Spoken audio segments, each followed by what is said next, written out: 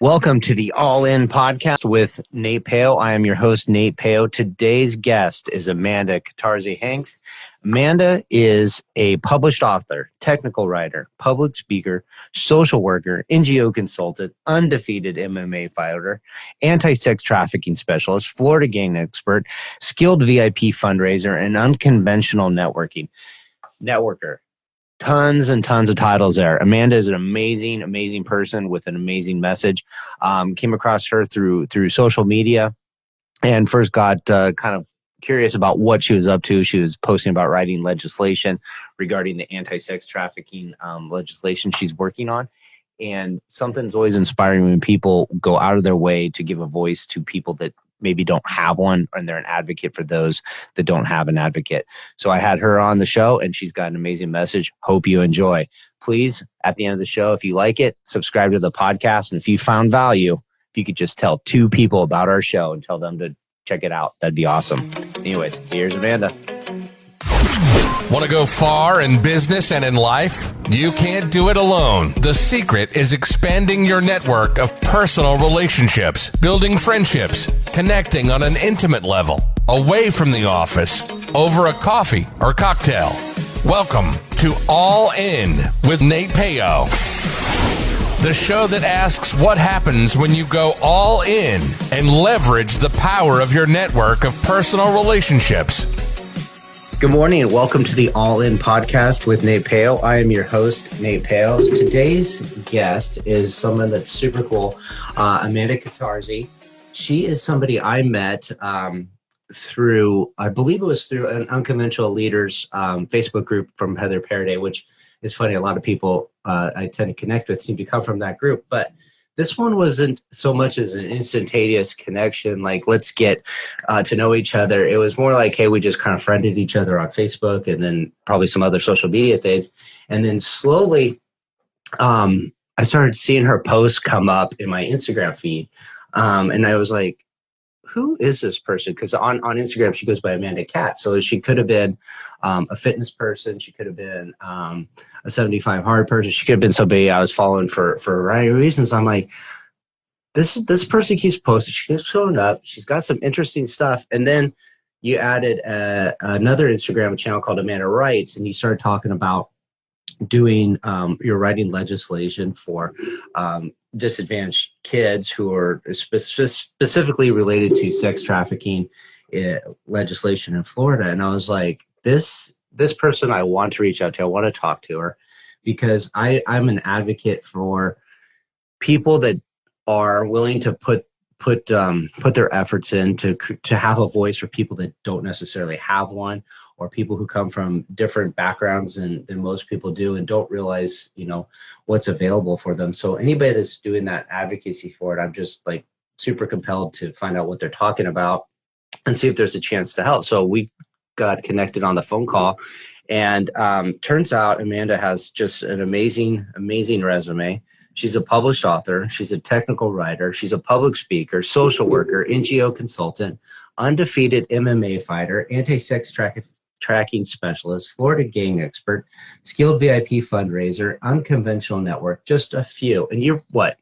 You're in your 20s, right? I'm 30. 30. So even 30s, damn, that's a lot of stuff to be big resume for a short period of time. So welcome to the show, Amanda. Thank you. Thank you for having me. Yeah, appreciate you coming on. So I'm going to ask you, my first question is like, how does one go from becoming an MMA fighter to walking the halls of the state capitol and meeting with senators, meeting with legislators, and writing, helping to craft legislation specifically to a topic I think most people aren't going to be involved with or really know a lot about, which is sex trafficking? Sure. So I, as a young girl, moved to California to pursue my dreams from Florida to California. And in the midst of that, I started fighting and had a real knack for it, and acquired numerous coaches and was being really successful at that. And in a very quick probably about 6 months, one of my coaches became really abusive towards me, and he began to labor and sex traffic me. So I was fighting for him, and he was taking all the money, saying he was my manager, but I never really even all that money, knew of me quite a bit.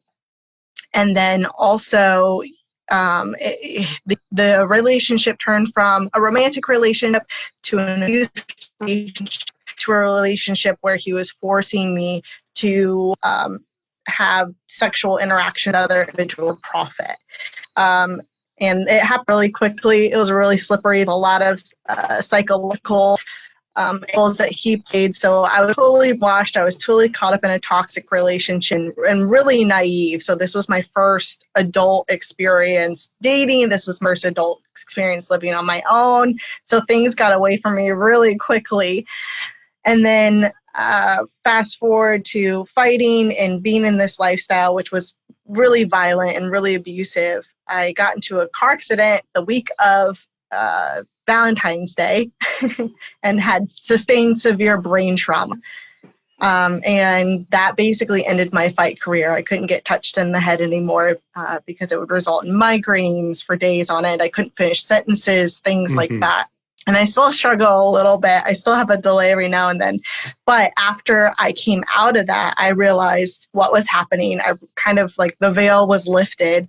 And I'm like, holy cow, like this is happening. And this happened to me. I'm an educated, good home, good childhood, supportive parents, no real hardships growing up in life, not any more than other individuals. And it happened to me. So it could happen to anyone. So that really put me in, acted as a catalyst for me to become an advocate for those who were victims, who did find themselves in these situations, and to also prevent it from happening.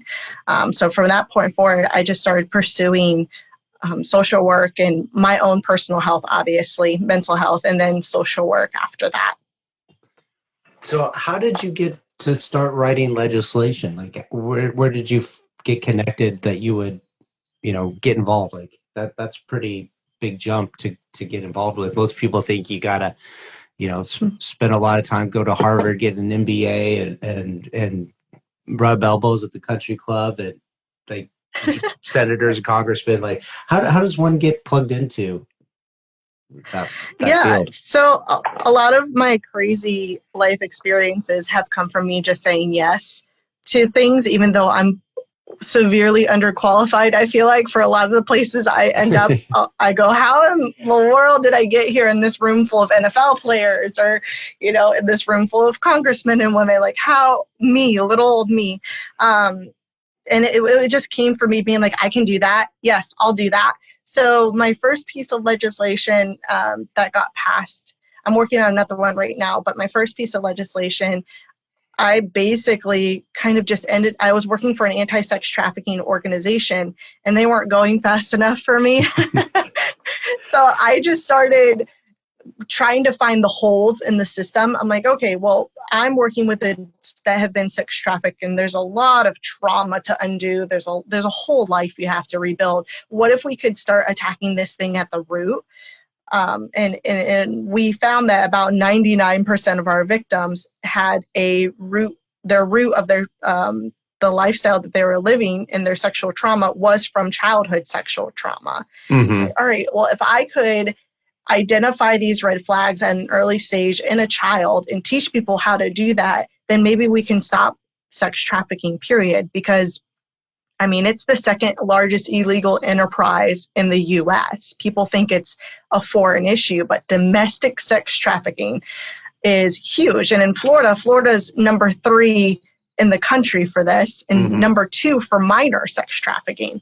I'm like, all right, well, if we can attack this at the root and get funding to this issue, then we could abolish this thing. So I just identified where the gaps were in the system. And then I started taking upon myself to go and meet with all my local people, all my local government people. So I became good friends with the mayor. I started meeting with different city commissioners and just introducing myself, saying, hey, I'm an advocate for this. this would be awesome if you adopted this as one of your agendas. It's bipartisan. It would be fantastic. Like, let me help you an issue to adopt for your campaign. And then I built up a rapport for myself and introduced to a couple different aides for Congressman Cannon. And then I got to meet him a couple times because I just kept saying yes. I just say, taking me everywhere you go. I want to go everywhere the aides go. I want to go to all these meets. I want to go to the junior league club. I want to go and just let me go because I'm really passionate about it. And people find passion really attractive. So when I'm really sold into this, obviously. I'm really passionate about this. And my passion caught your attention. Yes. And it definitely caught Congressman Buchanan's attention. So the next thing I know, fast forward, I'm getting on a plane to DC for a day. And mind you, this is during government shutdown. So everyone's telling me you shouldn't go. No one's going to be there. Why are you going? This is a complete and total flop. Like, I worked my ass off to try to get meetings with all these different people, just phone calls, cold calling after cold call after cold call, begging these people, give me 5 minutes. And I'm like, I'm still going. I'm not going to not go. Everyone told me not to. I flew up there and everybody was in their office. It was perfect. It was absolutely perfect. So I went up there and just hit office after office and basically organized within a couple hours a meeting between a bunch of different congressmen and women on, both sides of the political spectrum, because it's a bipartisan issue. And if you want to get anything passed, it needs to be bipartisan. And brought them together in a room and said, this could benefit everyone. This is to help children. I know there's funding for this. All I need is a couple million, like, let's go, let's do this. And they all agreed to it. So I got all their word. I laid out for how much money it would save the state, how much it would save the country. And then later we ended up having a couple more meetings to solidify actually all of it. But yeah, it was passed in 2019, I believe in August. So that was really fun. That's amazing. And I think, the lessons that I see standing out is saying yes to opportunities and always being open-minded. That I think sometimes if we as a person are looking at something and go, what's my return on investment if I do something? And we say, oh, that's maybe not worth my time, or I'm only going to do it if it's this much stuff. But if you just say yes to everything, you never know where it's going to go, what it's going to lead to, what doors are going to open. So when you're open to those opportunities, I think you're going to put yourself in positions where success is more likely to occur than if you just wait for the perfect opportunity or the right person, because everything leads to everything, which kind of goes to your point about networking to get there. It's like you were open to meeting everybody, you were cold calling everybody, and you realized that introductions to people is what's going to take you where it's going to be. And that open-mindedness, all of a sudden you go from just maybe having this idea that you want to get plugged in, you don't know where to go, you don't know how to get started with it. You meet somebody who introduces you to somebody who introduces you to somebody, and next thing you know, you're sitting in the office of a congressman talking about legislation in Washington, D.C. So that's a crazy story. I think you have another very interesting roundabout networking story with how you got plugged into New Zealand, assisting them with some of their legislation. Yeah. Or did I get that wrong? Let's back this up, because I've always had a super clear vision as to want to make an impact that's lasting. And so at a very young age, I always knew that I wanted to make a huge impact in the world, one that was global. And so I'm like, all right, either I need to be a super billionaire person or I need to be friends with really powerful people. And that was something that was always been in the back. I can't remember, even as a child, that was something that I was really convinced of. I carried a briefcase around me.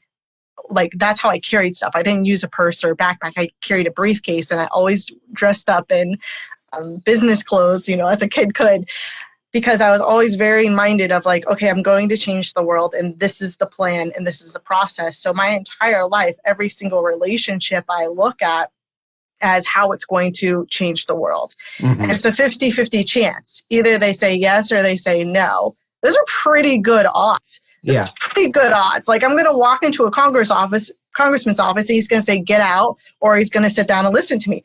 That's pretty good odds. So why not? You know? And so when I was working for this anti-sex trafficking organization, my CEO mentioned at a Christmas party that she was thinking about expanding nationally. And she's like, do you have any contacts in New Zealand? Because I was known as the contact person, even though I had no contacts at all. I made that reputation for myself because of my consistency. Like, I would call people until they picked up. I would email them until they emailed me back. And everyone thought I had this magical networking touch, when it's like, not at all. I was just really, really borderline crazy persistent. They're either going to be my best friend or they're going to get a restraining order, one or the two. That's like my mentality. So how many restraining orders do you have now? I have 0. They're all my friends. See, it pays to be persistent, and it pays to like have confidence that people are just like you on the other end, and they want human connection, human interaction. If you're just yourself, you're able to, they might not be on board with your cause, but they're willing to pick up the phone, they're willing to talk to you, they're willing to have a conversation, and that's really all you can ask for.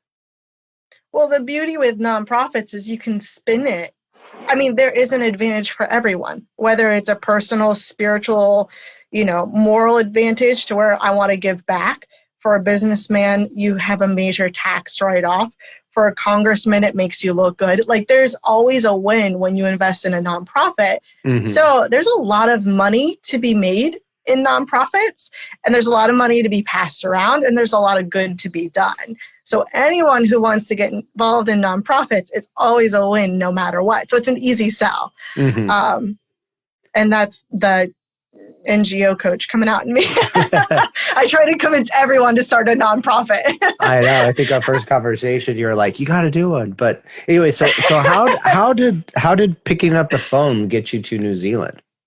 Sorry, getting back on track. Well, my CEO goes, okay, do you have contacts in New Zealand? And I said, yes, I do. I had no contacts in New Zealand, but I knew somebody that might know somebody. And so I had a contact from when I went to school in California. He was really internationally minded. And mind you, I hadn't talked to him in 7-ish years at this point, but I had kept him like in my feed and liked his stuff and commented on his posts. So we were still kind of connected. And I sent him a message, a Hail Mary of, hey, I need access to New Zealand. Who's doing social work in New Zealand? He connected me to a woman named Fiona. She ended connecting me to the chief of police, who was David. And New Zealand only has one police force. They don't have like multiple. They just have one. So when I got connected to David, that was the money connection. And we ended up talking. And then next thing I know, I have meetings with the New Zealand government. Jacinda, who is the prime minister, was going to meet with us, but she had her baby the same week. And people were like, how in the world did you get these meetings? Nobody meets with these heads of state. Nobody meets with the director of the police department. And I'm like, I just called and I just asked, and people got on board. So it was kind of wild because it was a major bluff and it was a major Hail Mary, but like, what was the worst that could happen? Someone to be like, no, sorry. And then I would just tell them, no, sorry. But I went after it. I wrote a proposal. I listed all their legislation and all of their collateral on their social issues. I studied it, and then I wrote a proposal finding all the gap in their social services and said, this is what needs to change in your laws. This needs to change in your legislation if you want your country successful, because what you're seeing happening in your country are symptoms of these root issues here being seen. And they're just shocked and blown away. And I think it's hard for them to kind of swallow that pill from a American girl mailing them. But they've started changes in their legislation that we're going to see major change and this huge ripple effect probably within the next couple of years, which is really exciting. That's super cool. That's an amazing journey. And you talked about a lot about persistence there. And I think persistence is an important skill to have, because you're going to get told no more than you're going to get told yes with more things. You have to be willing to know, to get out there and just go, I'm just going to start picking up the phone. I'm going to keep calling and keep knocking on doors. I'm going to keep going until I get a yes. And one of the things, I think some people, they don't want to hear no, so they avoid it. They avoid the question. But I'm like an advocate of get to know as fast as you can, because you're not wasting your time. You're not wasting the other person's time. Like, let's just get to a no. If you're a no, then I'm going to move on to somebody that's a yes. And I know that if I hit enough no's, I'm going to get to a yes. And if you're a maybe, then let's talk. Let's see what we can do to get you a yes. But the back and forth, the like avoidance, because you don't want to tell somebody no, like that you should just get right up to the front with that. A lot of times, what I found it with because in my career, I'm a professional buyer, so I'm on the other side of the table a lot of times. I'll tell people right off the bat, like, I'm not going to be doing business with you for XYZ reasons, which is just like, we have established vendors, we have good connections. We don't want to, change a good thing. So if I'm going to, abandon the people that have stood by me and been in my group for a long time, I need a compelling reason to make a change. And that compelling reason isn't just to save a few dollars, but it needs to be of real value. And when I tell people that up front, all of a sudden that pitch, that conversation of trying to convert me goes away, and it becomes a discussion on a more intimate level, more personal level, and we get to know each other. And then those people, there's not this awkward like tension of, is this person going to try to sell me something? And is this person going to tell me no or yes? Like, it's not weird. All of a sudden, it's just like, it's up front, it's straight up, and we're just having a conversation. And those tend to have worked out good for knowing people. There's people that I've had that conversation with and I've still never done business with, and maybe never will, not because of anything that they're doing, but because of like logistics or selling in Florida, we buy in California, and there's just not a market there. But once you've had that conversation, that's off the table, this relationship develops, and it's led to other things. So I might not have been able to help them personally, but I can connect them to somebody else that could help them, or they might connect me to somebody that can help them. And I think you probably found that along your path, is that when you're asking people, hey, can you get me plugged into this person? The answer is no, but why don't you talk to that person? And it kind of like leads to different locations. You never know where it's going to go. You were saying like there's a yes and there's a maybe and there's a no. And I guess in my mind, it's always a yes, even if they say no, because in my head, I'm like, okay, what they're saying no to is right now, this moment. And they're saying no to the way I pitched this. So maybe if I approach them in a different way, they'll say yes. And I've always, like you said, like that, those relationships sometimes develop into something else. So no matter what, it's always a win, even if they say no, because they know who I am. They know what I'm trying to do. And now we have a relationship. So I might circle back to them and be like, hey, so this is something else we're doing. Do you want to become involved in this? Or I would love to see you in this way. Or, hey, can I serve you in this way? So I think a lot of the relationships I built were no's. And then I convinced them otherwise. Yeah. Or I asked them, how can I serve you? Like, instead of me asking for something from you, how can I serve your business? How can your financial planning? Like, what does your financial plan look like? Do you have that set up? Put a couple, nonprofits in there so that you have a legacy, stuff like that, to where it's, all right, a no isn't really a no. A no has to do with the moment and that particular situation. So in my mind, there's a lot more yeses around that no. It's just about finding the right approach. Yeah, I think, you talked about energy and excitement about something you believe in draws people in and wants them to be around you. And you have this like big personality. You have this like big smile that just says, it's like, well, and this passion for what you're talking about. So it's like, if you get your foot in the door, like I could just see like, okay, you're not going anywhere. But you have this this personality that you're not, even though you're not going anywhere, I don't want you to go anywhere. Like, let's talk about what you got going on, because it's exciting and it's comforting. So I think that's why it's important to kind of consistently bridge relationships, because you never know. I was going to go somewhere else with that, but I totally spaced on what I was thinking about saying. But anyways, it had to That's do kind of funny with. because. Oh, sorry. Go ahead. No, now I recall what I was going to say. I was going to say if you get Amanda calling you on your phone, you see her number coming up, just know like she's not going to say no to you, or she's not going to take no for an answer. So you might as well just kind of take the call and see what she has to say. She's going to wear you down anyways. Just roll over. It was just really funny because I'm a total introvert, like 100%. And so I hate going to parties. I hated going to all these like junior league meetings and, different political meetings. And I something my dad taught me at a really young age, because we come from a circus family. So we're all performers. My parents met in the circus. That's how my family got to America from Italy. What kind of performance artists were they? We did bareback riding, horseback riding. So okay. The Loyal Rapensky Troupe is what the name of the company was called, with Ringling Brothers Circus. So my parents met in the circus, whatever. So we come from this really big show family. So I've always been like, hey, like, here I am. But it was always a show. It was never really part of my personality until I found something I was passionate about, and then that connected it for me.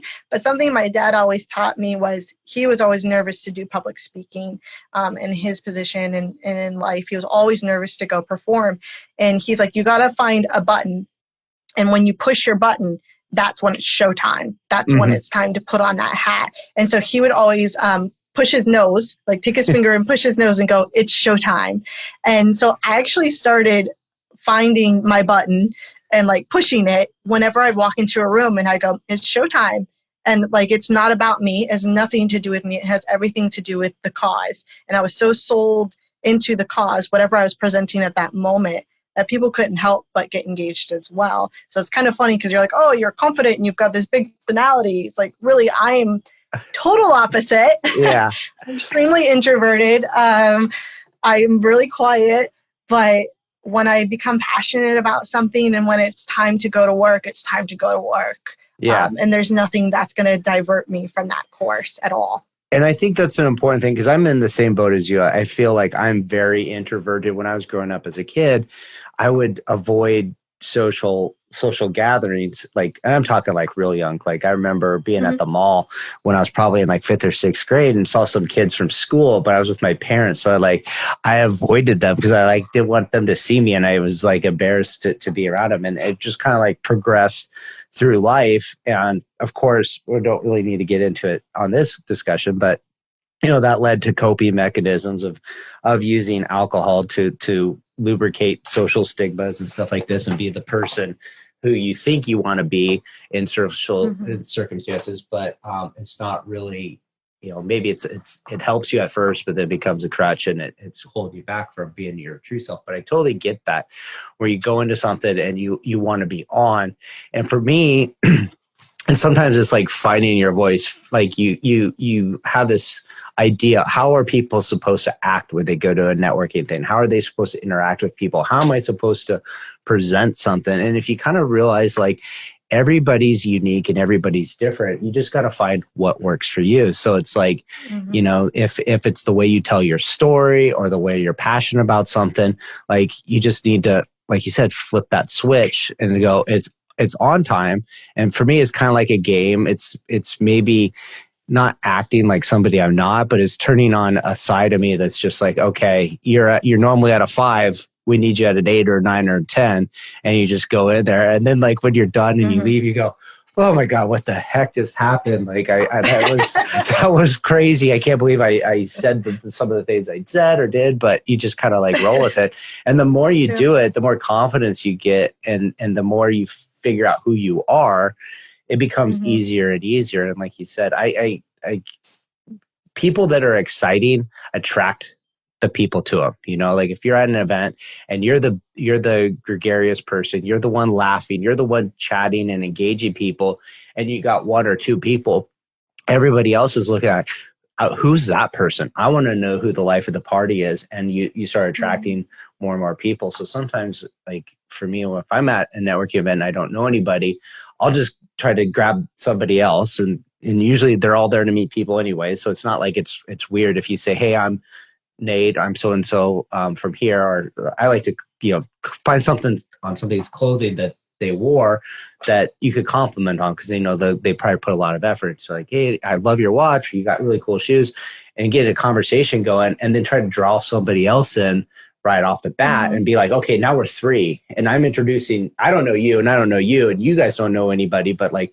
hey, did you know this person? And then all of a sudden there's this conversation talking, and it's not like you're waiting for that awkward pause to pass. Yeah. So I think it's really about finding your voice. You got a ton of stories that turn into these lessons about networking. I didn't really mean for the whole conversation, just really get on to like lessons in networking, but it's defined the path, like of you taking your experiences, the thing that you're passionate about, the cause, and going, I don't know where to begin.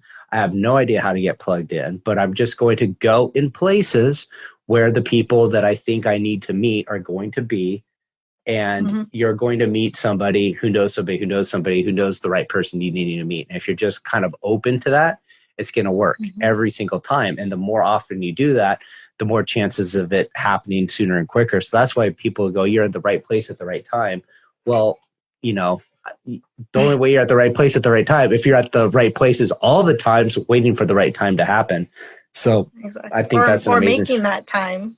Yes. Because it's not necessarily about networking or any of that. It's about finding your cause and finding what you want to shift in the world and giving yourself so much to that. So like when I walk into a networking place, or when I walk into, a club in DC to try to meet some congressmen and women, it's not about, okay, I got to sell this, or I got to connect, or I gotta be this, or I gotta be that. It's like, how can I serve these individuals? And I'm so focused on how I'm going to serve these people. And I'm so sold into my vision and my goals that I can see the connection, and all I got to do is serve you until you see the connection as well. Yeah. And then we all benefit from it. So like, that takes a lot of pressure off of me having to perform or having to say this or having to be that. It's because it's not about me. It's about me serving you. And I'm going to make you look like a genius. And I'm going to bring so much value to my life, to your life, that you can't say no. So it's kind of funny when you talked about at working place, you start introducing people to people, because whenever the congressman comes, I always end up showing up wherever he's at. And I always end up meeting people in the room first. I spend about the first 15 minutes, like you said, meeting people. And then I start bringing people up to the congressman and introducing him to the congressman, because I think you're going to be valuable to the congressman. And so he actually at one point thought I worked for him. And I was like, no, I don't work for you. You should have told him that. Then you could just get on, on his travel entourage, or just be like getting in the limo, getting on the plane, be like, who is this person? So she works for you. Yeah. He was like, now, like, what's your role on our team? And I'm like, I'm not. But we've written legislation together, and you know who I am. And he's like, oh yeah. And I'm like, and I want to meet with you to talk about. And then I'd start rolling out my personal plans and goals after I've met their needs and served them, and they recognize my value. That's when that door opens for you to say, this is what I want, and this is what I need from you now that I've met your needs. Yeah. So, and it's just really strategic. A lot of people think, oh, that's selfish, or, oh, you have a underlying goal. It's like, no, it's called being strategic and efficient. And if I meet their needs first, of course they're going to want to meet mine. So it's having that servant mindset moving forward. And so that's something that's always been instilled in me ever since I was a kid. And it's my driving force for sure in everything I do. And I think that what also helps you is that the cause is more important. It's bigger than you. Like 100%. You're working with children, you're working with adults that come from different, all kinds of, like you said, you came from a fairly normal background and couldn't believe you got, into that lifestyle, and nobody knows what they're going to come across or what they're going to rise up against. So to have this passion for something that's bigger than you personally, that's a cause for helping others, that makes it more like, when the times get tough, you're going to keep plugging through because your why is bigger than just fame and fortune. It's really for serving others, to serving the people that you're being an advocate for, serving the people that are going to help you be a bigger advocate, have a bigger platform for your message. So I think that's an amazing story, an amazing example. Now, you're also a writer. I mean, we could probably talk for days. We've covered, I think, 2 of your 28 different titles you've had.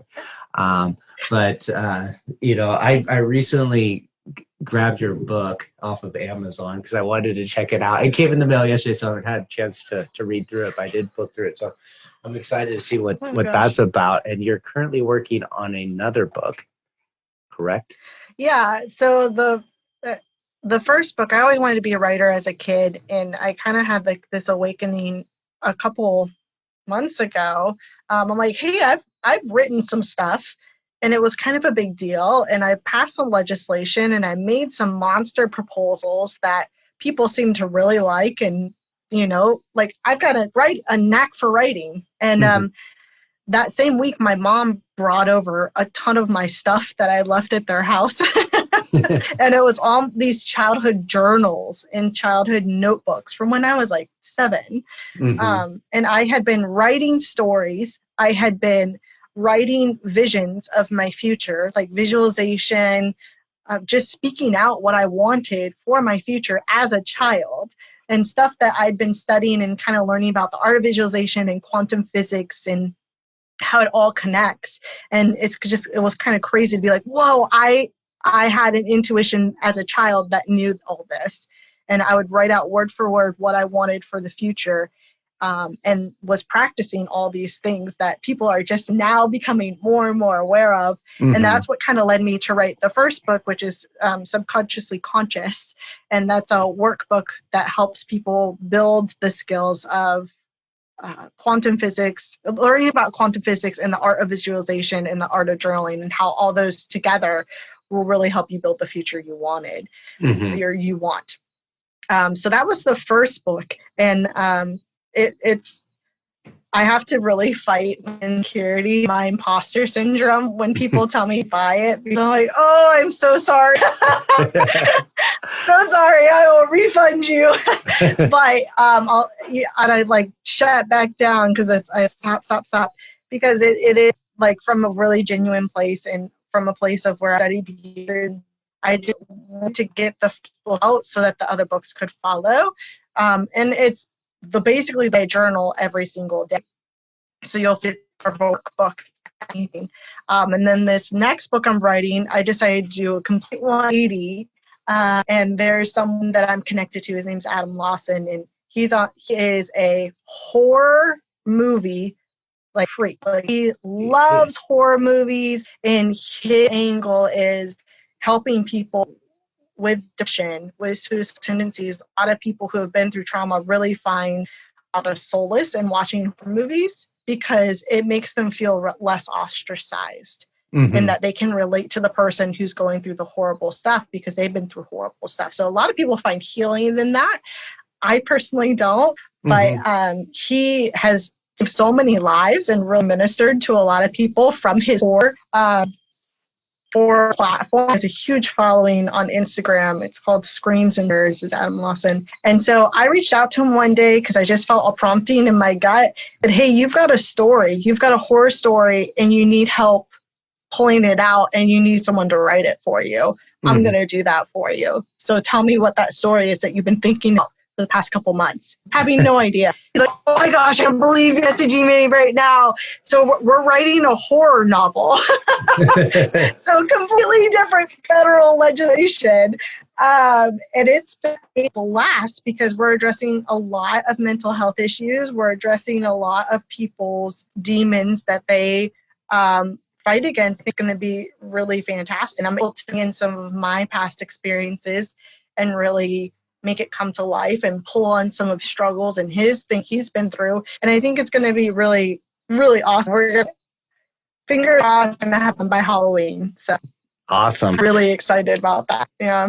Yeah. So that reminded me of really one of the things that I was drawn to when I first started connecting with you was this idea of bringing a voice to people who don't necessarily have a voice or think that they have a voice because they think they're the only one in that situation. So you talked about depression, you talked about abuse, you've talked about being involved with sex trafficking.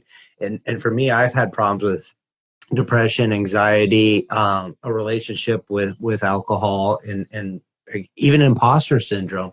And a lot of times we think about these things internally and we think we're the only one because nobody wants to talk about it. Nobody wants to say, I've been sex trafficked. Nobody wants to say I'm an alcoholic. Nobody wants to say I'm depressed, or especially, a man doesn't want to admit to being depressed or anxiety because there's a lot of, stigmas that have been throughout life. Like if you're a man, then you're weak, or if you're a woman and you've been sex trafficked, then you're, a slut or a whore. And it's like, you don't want to be associated with that. So you keep it quiet, and you don't realize that when you give your story, when you share your story and the stuff you've been through, you're able to relate. Somebody else is going to hear that message and go, I'm not the only one that feels this way. I'm not the only one in this situation. And I don't have to accept it as just, this is how life is. And I can't do anything about it. It gives you a chance to realize, hey, I see somebody else that has been through it before. They've overcome it, and I can too. You can become an inspiration. So I think that just is a testament to your story of just like having this calling to reach out to somebody you've never met before and be like, hey, I'm going to write your story for you. Like that level of confidence, but there is some truth to, having a calling of knowing when people need your help and assistance to do that. A lot of people talk about the law of attraction as maybe being hokey or a joke. But when you look at it in a quantum physics level, there's a guy, I have his book. Maybe I could look it up while we're talking here. Got to find my Audible app. Where's that one at? I can't, there it is. And he talks about why quantum physics and the law of attraction are together. What's his name? It's called Breaking the Habit of Being Yourself by Dr. Joe Dispenza. And it's about quantum physics and how, at a very molecular level, everything just becomes energy. And if everything that you're made out of, I'm made of, the chair you're sitting on, I'm made out of, it's energy. Can the energy communicate, talk with itself?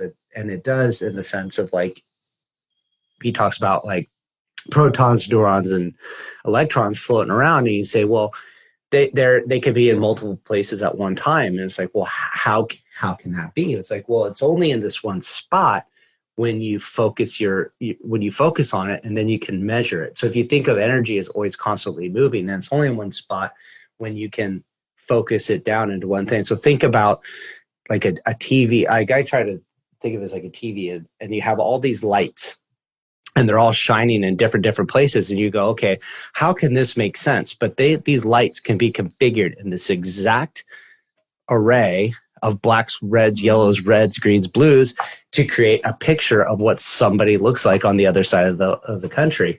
So if that's capable through the use of physics to make that happen, like we can visualize and attract things into our life through focus and intention. Not saying like, hey, I'm thinking I want a donut. A donut's not going to appear in my hand, but you're able to think about what you want and think of solutions to get that. And when you have confidence that you can do things, it becomes easy. So if I imagine I want a donut, it's not absurd for me to think like I could get one if I wanted to. I would say, well, I don't have any money to get some. Well, I can think of solutions that I could get me $1 to go buy a door. I could go through the couch cushions. I could dig through the change drawer. Like I could go walk around and look, maybe somebody dropped a quarter somewhere. Like there's solutions when your mind is open to figuring out stuff. And so you're going to start attracting the solutions into your life to go find what it is you want. And a lot of times when things become, I guess, maybe you don't believe it's possible. Like if you believe it's possible to get a donut, that's very easy to comprehend and do, but maybe like a bigger challenge, like how can I put myself in a position to be a United States congressman? That becomes a little bit more far-fetched, but you start thinking about the same things. Hey, I'm going to think about this. I'm going to visualize this meeting with him. Ideas spawn of like, well, who could I meet that could introduce me to him? And how could I meet that person that could introduce me to them? So everything kind of like feeds off each other. And when you start focusing on the things that you want in life, you become aware of the opportunities around. They probably were already there. You just weren't tuned into them. And because you tune into them, they start becoming like this magical feeling, but it's really just of being aware. And in that book he was talking about, he calls it energy flows where focus goes. So when you focus on what you want, you're going to start directing your energies towards that, and you're going to start bringing into the things into your life. So I didn't mean to get on a tangent of the law of attraction here. No, I mean, I 100% believe it. Yeah. And the whole New Zealand thing, when I talked about getting connected to New Zealand, prior to my CEO asking me if I had any connections there, I made up a title for myself. And I'm like, what do I actually want to do here? I'm like, oh, I want to be the international relations director.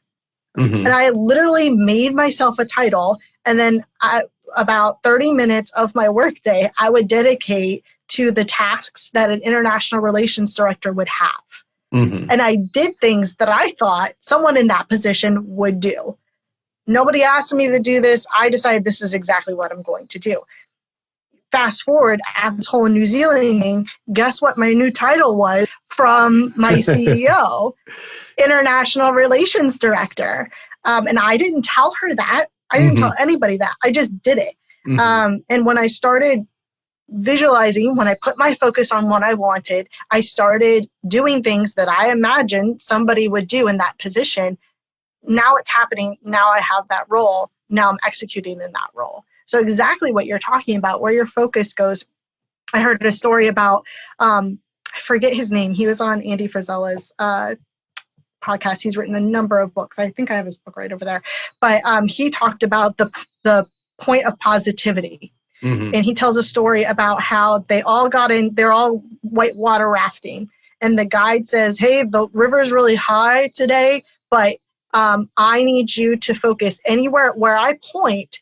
That's where I need you to focus on. Don't look down at the water. Don't look that's the positive point. That's where we're going to go. If you look anywhere else, we're going to fail. But if you look at where I point, that's where we're going to end up going. And he called it the point of positivity. And I probably butchered that, but that was basically the gist of it. And like you said, if you focus everything on there, your body, your hormones, the chemicals in your body, everything lines up to make you successful in whatever you believe to be true. So if I believe it's true that I have a calling on my life, if I believe it's true that that congressman needs to talk to me, if I believe it's true that I'm going to become president in 2028, like, not saying like it'll magically happen, but like you said, opportunities begin to open up because your reticular activating system in your brain is activated. That's all you have eyes for. That's all you're geared towards. And now everything has a ripple effect and responds to that energy. And doors start opening left and right. It's amazing. Kind of like when you want a red truck and you start shopping for red trucks, all of a sudden all you see driving around are red trucks. And you're like, holy cow, did a ton of red trucks just appear in your world? No, you started looking for it. And when you start looking for wins, you're going to find more wins. right? Yes. Even the smallest win is going to set this chain reaction of more wins. So when I wake up in the morning and I make coffee, I'm like, man, I get all this goodness in a cup. That's a huge win. And it cost me how much to make? Like a couple of cents. I'm on a winning streak. That's a win. And then when you're looking for those wins, now you're catching all the lights, or you're not catching all the lights. You got all green lights. That's another win. Now I get a phone call from a senator. That's another win. And it just keeps going. When you're looking for the wins, you're going to find more wins. And that's part of that law of attraction, visualization, quantum physics, reticular activating system. And that, like, all those things in my favor, how can I not get to where I'm going? You can't resist it. It's the flow, right? Like, you can't resist the flow. There's this like momentum that builds. Is like you just, and I'm an advocate of it. When you don't know where you want to begin, you just start thinking of, okay, who do I want to be around? Who do I want to connect with in this thing I'm attracting? So if I want a red truck, I might start thinking, like, I'm not just going to magically get a red truck. It's going to show up in my door. But you start thinking about, okay, well, maybe I'll go on the internet and I'll start looking up red trucks and maybe figure out which kind of red truck I want. And then you start seeing more red trucks. And then you realize somebody with a red truck and they give you a recommendation on the red truck. But then you go, how am I going to get a red truck? You have to go to the places where red trucks are. So you got to go to the dealership and you got to have the conversations with the people. And that's kind of like a real simplistic model of things, but it's really always the same thing. You go to the places where what you're after is more likely to occur. And then because you're in that place, it's like a win, because, if you're looking for red trucks, but you're at the scuba diving store, you're going to get frustrated looking for red trucks because they're not there. They're at the dealership. So you got to go where the stuff is. And because you're there, all of a sudden you go, yeah, I found a red truck. Well, why'd you find a red truck? Because you were in the right spot. You put yourself in a position where the chances of success were more likely to occur. And that's really what I think the law of attraction and the quantum physics behind it is you just, you put yourself in places where it's more likely to occur. You don't wait for things to happen to you, but you start moving in this direction. Sometimes we move slower, sometimes we move faster. So yeah, it's very cool stuff. You got so much to share and such an amazing life story. I feel like we barely scratched the surface. But we're kind of nearing the end of our time here. So is there anything that you would leave for advice to somebody looking to get started, I guess, chasing their passion, chasing their cause? What would you recommend for that person to get started? I think it's important to first realize what your passion and what your call is, and a lot of people don't know. So finding that bigger yes or that bigger why will make your no's and will make the hard things in life easier to bypass on your way to it. So like I said, I had this innate calling in me. I knew what it was to serve people who were less fortunate. And that's a pretty wide general thing. But as I followed that, like kind of like you're saying about the truck, the details came in. And I was able to kind of narrow. And now it's starting to broaden again, which is kind of fun because I don't know where I'm going to land, but I've done this before. So I'm like, I'm okay with it broadening again because I'm going to land somewhere great, right? So if you don't know what your passion or calling is, I would say start paying attention to things that invoke emotion in you. So if you're watching a movie and you're sobbing your eye out when you normally don't, pay attention to stuff like that. When you're in a place and you feel anger, or you hear a story like, oh, screw that, it shouldn't be true like that. That's a really good indication of where your calling is and where your passion is. So start paying attention to all those things, because I can guarantee you there's going to be a really reoccurring bane kind of in that. So you've kind of got a kind of a scope of, okay, this is what I'm passionate about. This is what pisses me off. This is what makes me cry. This is what makes me really happy. So I'm going to kind of bring those together and see what comes of that. So after you kind of get that trajectory, like you said, start getting around people that are doing what you want to do. So if it's animal rights people, well, then you should probably start volunteering at a shelter. Or if you want to get involved in writing legislation, you have to know the groundwork for what you want to write. So you need to get involved on a very low level on how to serve that. So like, let's say you're concerned about homeless people, go serve at a homeless shelter. Start talking to the people that have been there 10, 20 years and see what they have to say about the system. Start getting the insider. And now you're in a place to where you've gained 20 years of experience without having to be there 20 years and solve problems. So that's what I'd say. Start on a very micro level. Once you find your passion, then start just going, like you said, to those places to where those issues are being addressed. And that will start leading you to then introduce yourself to the CEO, then introduce yourself to the person running the thing, and then make sure you're around them. Make sure you're serving. Your heart should always be to serve. And that will take you places that you've never been before, never imagined you'd be. Take you to, I went to Myanmar and serving a warlord there in Myanmar, which is Burma. And just because I said yes, and just because I want to serve, servants are in king's courts, right? So if you keep that servant, it's going to lead you to places that you want to go. So yeah, just find your passion, start showing up, and start serving. I love that. I think you just defined, my whole show that I created, this premise was just like finding my voice and going down a path, not knowing where the end would be in sight.